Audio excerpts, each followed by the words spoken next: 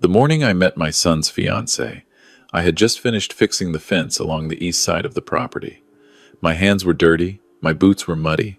I was wearing the same flannel shirt I'd been wearing since 6 in the morning, and there was a streak of grease on my forearm from where the old gate hinge had finally given out after 11 years. I heard the car pull up the gravel drive before I saw it. A silver sedan, clean and new. One of those lease specials that people in their 30s buy to signal things about themselves. My son got out first. He looked good. He'd put on a sport coat, which told me he was nervous. He was always nervous when he wanted something. She got out of the passenger side, and I want to be careful here about how I describe what happened next, because I've thought about it many times since. She didn't say anything cruel right away. She didn't have to. She looked at the house, then at the yard, then at my old truck parked beside the barn, and something crossed her face, not quite a sneer, but the cousin of one. The kind of expression people make when they've confirmed a suspicion they already had. Then she looked at me, standing there with my dirty hands and my muddy boots, and she smiled the way someone smiles at a child who's drawn a picture that isn't very good. "You must be Martin's dad," she said to my son, even though I was standing right there. My son cleared his throat. "Dad, this is her, my fiancée." I wiped my hand on my jeans and extended it. She shook it lightly, the way you shake hands when you're trying not to actually touch someone. "It's good to finally meet you," I said. Likewise, she was already looking past me, toward the house.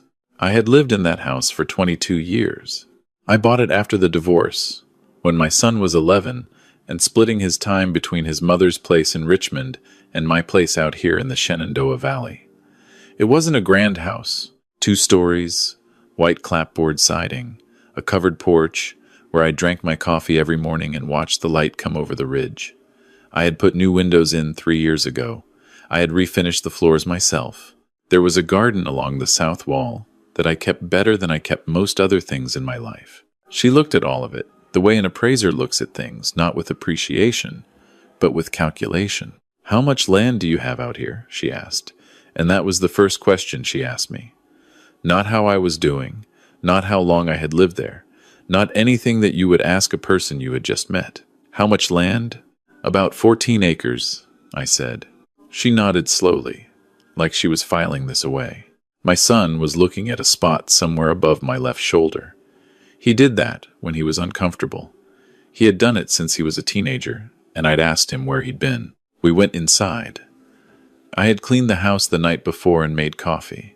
I had put out a plate of the shortbread cookies I'd made from a recipe my mother left me, which sounds like an old man thing to do, and I suppose it is. She sat at the kitchen table and looked at the ceiling beams, the stone fireplace, the bookshelves that took up most of one wall. "It's very rustic," she said. "I like it," I said. "I can see that." She picked up one of the cookies, examined it, and set it back down without eating it. My son jumped in then, filling the silence with noise the way he always did when things got uncomfortable between the people he loved. He talked about the drive up, about the traffic on 81, about a podcast he had been listening to. I poured the coffee. I listened. I watched her watch me. At some point she asked what I did with my time. "I'm retired," I said. "From?" "Medicine," I said. She raised an eyebrow. "Like, what kind of medicine?" "Surgery." The eyebrow didn't come down, but something shifted in her expression, a recalibration. She looked at the house again. I could see her trying to reconcile what she thought she was looking at with what I had just told her. "You don't seem like a surgeon," she said, and I think she meant it as a compliment, though it didn't land that way. "I get that a lot," I said. My son laughed, a little too loudly. She didn't laugh. She was still looking at the bookshelves. "How long have you been retired?" 3 years. "And you're what, early 60s? 63. "Young to retire," she said, in a tone that suggested she thought there might be a reason for it. A less flattering reason. I didn't correct her. I just drank my coffee. They stayed for the afternoon. After coffee, we walked the property, which I think she suggested because she wanted to see the full 14 acres. My son walked beside me, and she walked slightly ahead, the way people do when they're impatient to see what's around the next corner. She stopped at the old stone wall along the northern edge and looked back at the house from that distance. This is a lot of space for one person, she said. I use it, I said. I'm sure you do. She turned to my son. Have you seen the comps out here? Land values in the valley have gone up something like 40% in the last 4 years. My son said he hadn't looked. You should, she said. And the word you did a lot of work in that sentence that I don't think she intended me to hear. But I heard it. When we got back to the house, she asked if she could use the bathroom. And while she was gone, my son sat down across from me at the kitchen table. He had his hands folded in front of him, and he was staring at the grain of the wood. She's a lot to handle sometimes, he said. But she means well. I'm sure she does, I said. He looked up at me. She comes from money, Dad. It's just how she was raised. She's used to a certain kind of thing. There's nothing wrong with where you come from, I said. There's something wrong with looking down on where other people come from. He opened his mouth and closed it again. She came back into the kitchen. She had reapplied her lipstick. She sat down and folded her hands on the table the same way my son had, and I had the brief, disorienting sense that I was watching a rehearsed conversation begin. We've actually been talking about the wedding, she said, and we wanted to discuss it with you. I figured, I said. She smiled, not the greeting smile from the driveway. A more purposeful one. We're thinking about 250 guests. We've looked at a venue outside of Charlottesville. It's a historic plantation property. Very beautiful, very well reviewed. The full package with catering and the photographer we want is coming in around $90,000. The room was quiet for a moment. That's a lot of money, I said. It is, she agreed, as though we had just established common ground. Her family is prepared to contribute, but they're not in a position to cover the whole thing. Given that you're the father of the groom, we thought. We thought, my son said, though it came out as more of a question than a statement. We thought it would make sense to talk about how everyone can pitch in, she finished. I looked at my son. He was looking at the grain of the table again. What does pitching in look like? I asked. We were thinking 30 to 40,000, she said. From your side, I did not react to this. I have operated on human hearts. I have stood at a table for 7 hours, with someone's life in my hands.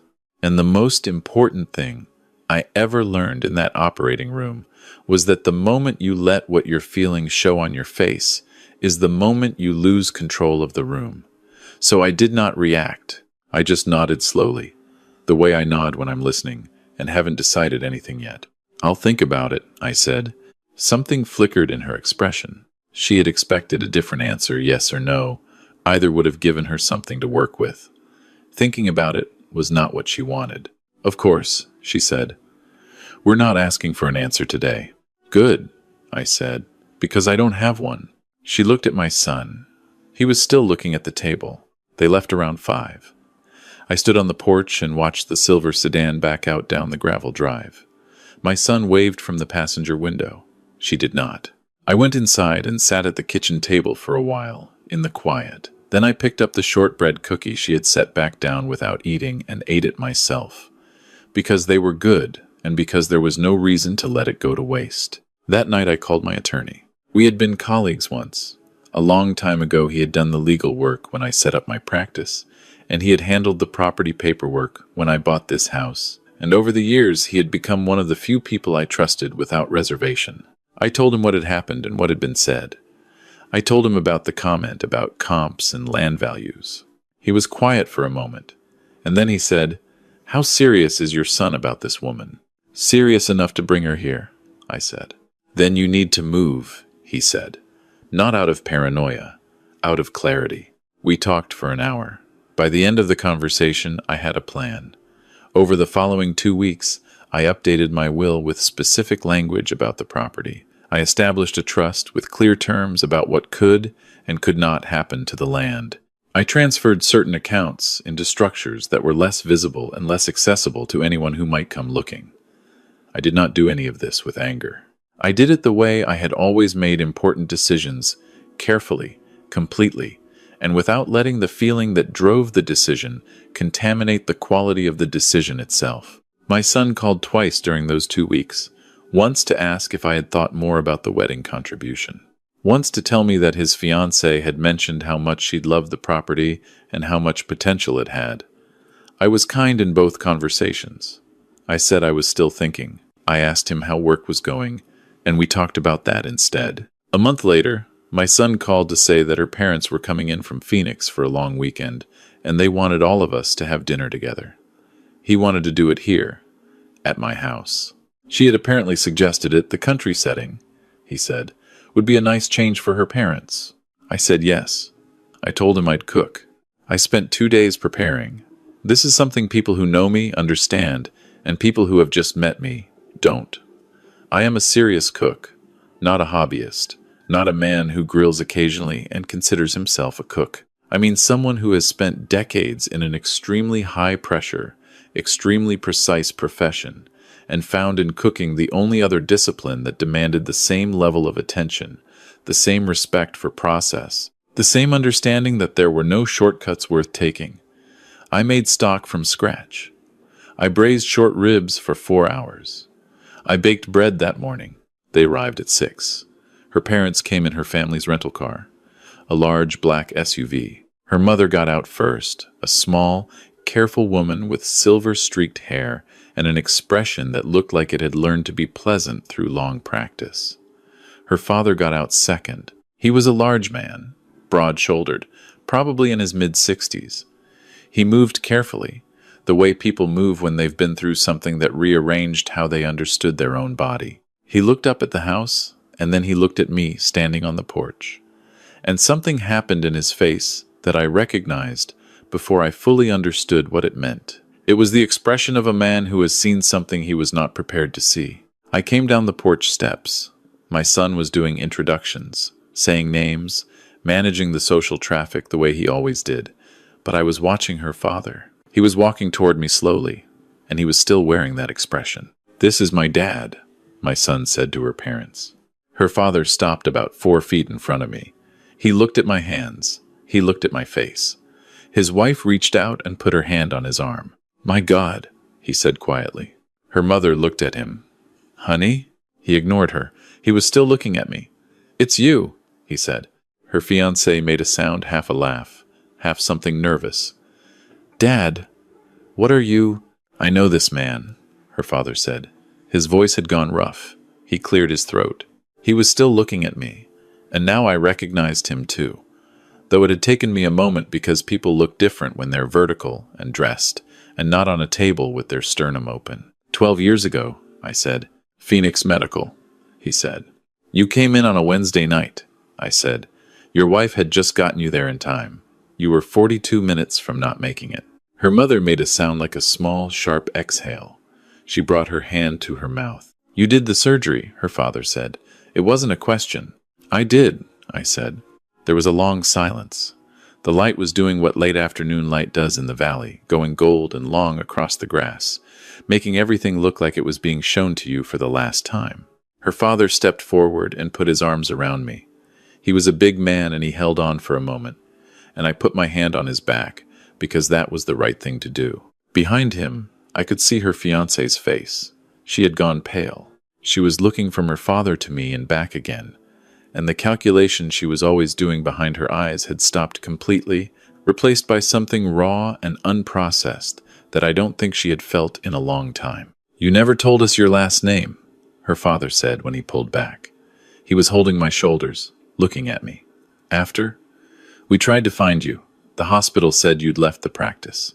"I moved around a lot in those years," I said. "We wanted to thank you. We wanted you to know what he stopped."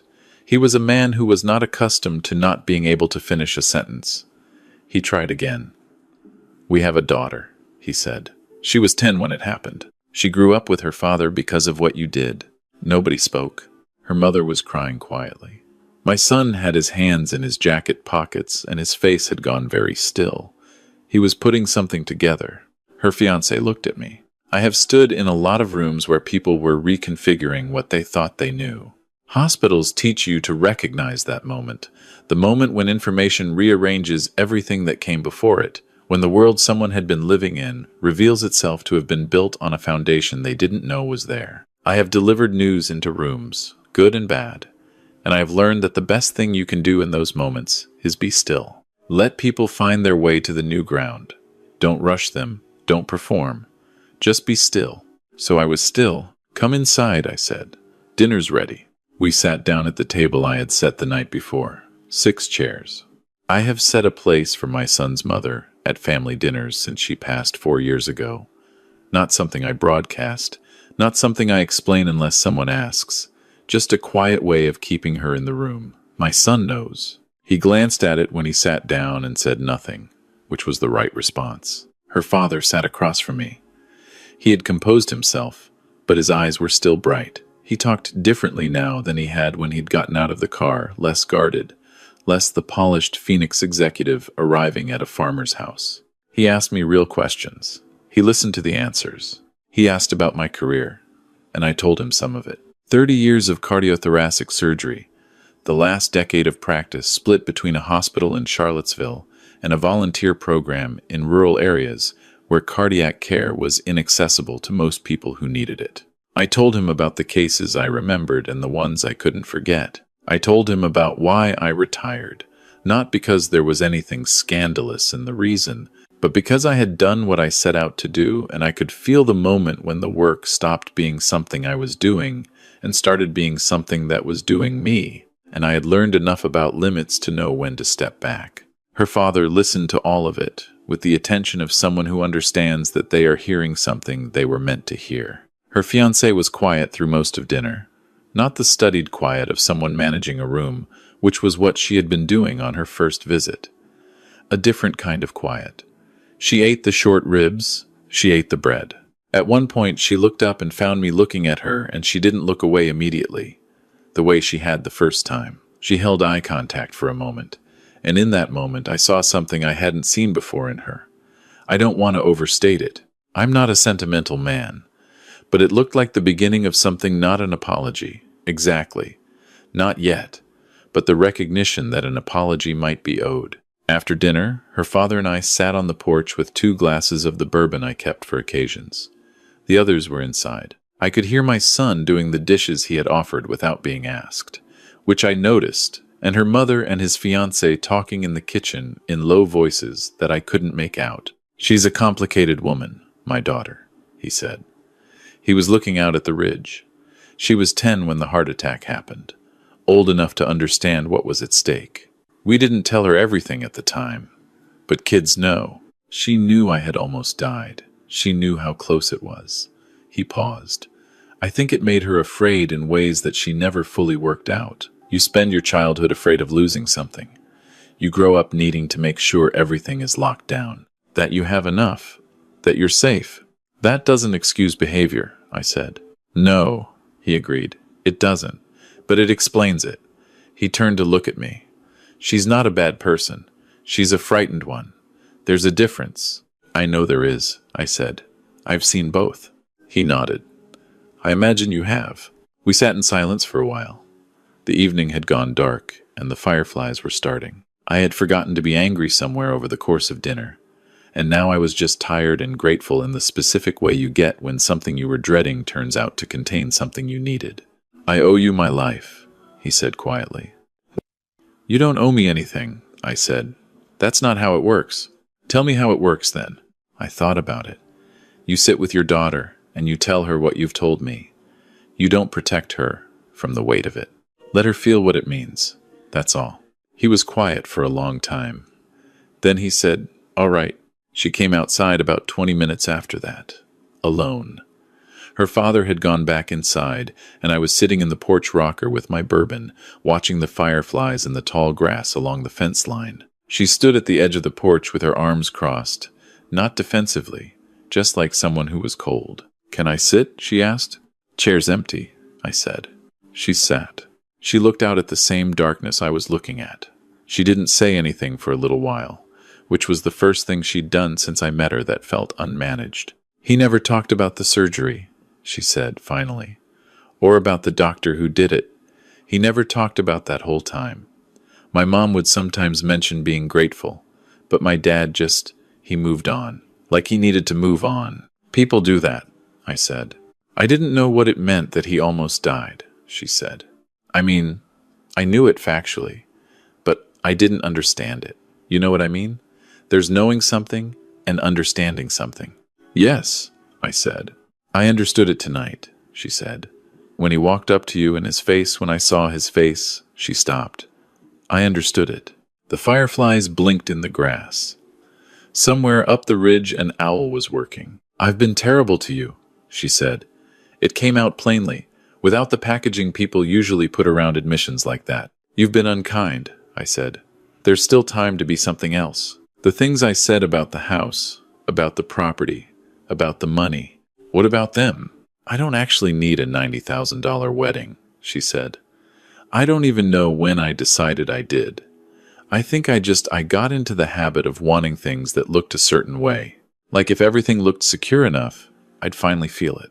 I didn't respond to that immediately, because it deserved to be received rather than answered. Your son loves you, she said. He talks about you.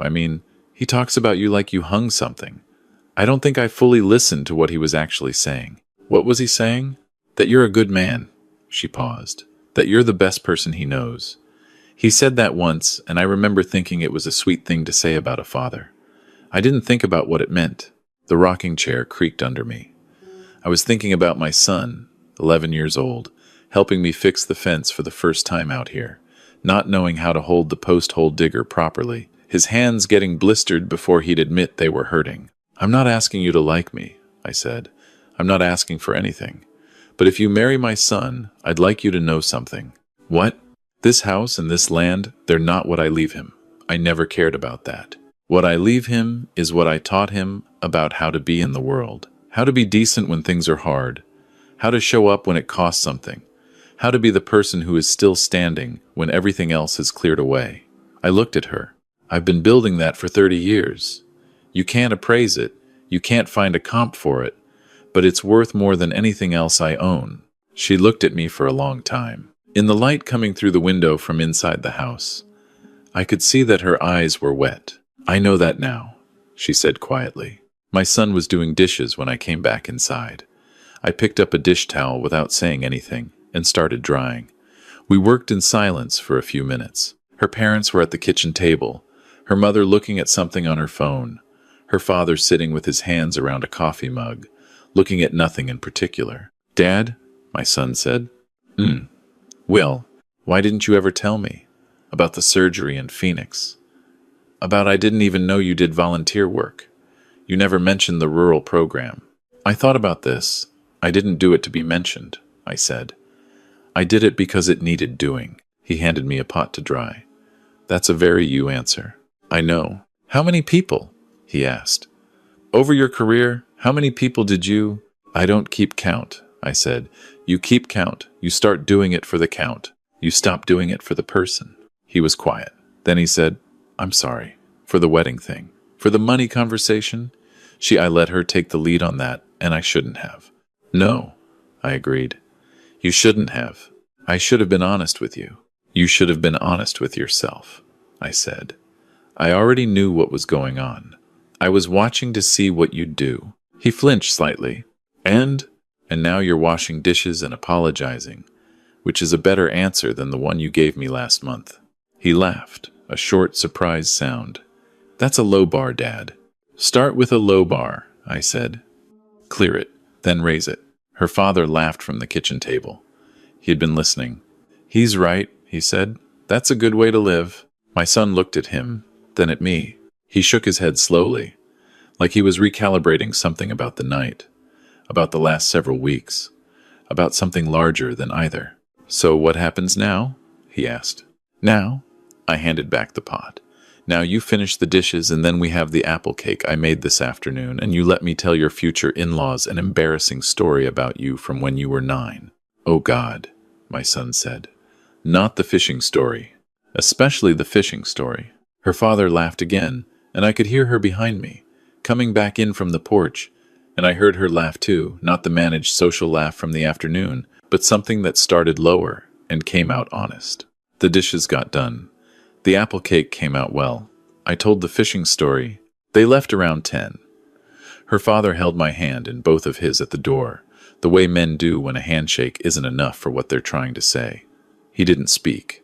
He didn't need to. I understood. My son hugged me, which he doesn't always do. He held on for a moment. I love you, Dad, he said into my shoulder. I know, I said. Go home, drive carefully. I stood on the porch and watched the 2 cars go down the gravel drive. The silver sedan went first. She was in the passenger seat, and before they reached the tree line, she turned and looked back at the house. I raised my hand. She raised hers. Then they were through the trees, and the lights were gone. I stayed on the porch for a while after. The night was full now, the ridge invisible against a sky that had more stars than clouds, and the fireflies were still working their patient signals in the grass. I listened to the owls. I listened to the creek moving in the dark somewhere past the north fence. I listened to the specific silence of a house that has had people in it and is now returning to itself. I thought about her father at 42, on a table in Phoenix, a Wednesday night, nobody expecting what was coming. I thought about the call I had gotten just as I was finishing with another patient, the resident's voice, clipped and urgent. I thought about walking into that room and seeing what I saw, and knowing immediately what had to happen and how fast. I thought about the feeling of a heart that has stopped, and then, under your hands, starts again. You do that work long enough, you understand something that is hard to put into words. Life is not a thing that belongs to us. It passes through us. We hold it as carefully as we can for as long as we're given it, and then we hand it to the next person, and the whole enterprise is bigger and longer than any one person's piece of it. I had held that man's life in my hands for 4 hours on a Wednesday night in Phoenix. And now his daughter was going to marry my son, and she had sat on my porch and told me the truth. And something had shifted, not fixed, maybe, not all the way, but pointed in a better direction than it had been pointed this morning. That was enough. That was what I had learned, over 30 years and more cases than I could count. Enough was enough. You didn't need the whole story to resolve itself cleanly. You just needed to see that it was moving towards something better than where it had been. I went inside. I washed the last of the glasses and turned off the kitchen light. I stood for a moment in the doorway, looking at the table, 6 chairs. One of them empty in the way it was always empty now, the way I had learned to be at peace with. Good night, I said to the room. Then I went up to bed, in the house I had earned, on the land I had built something on, in the life I had made with my own hands. And that, in the end, was the whole story.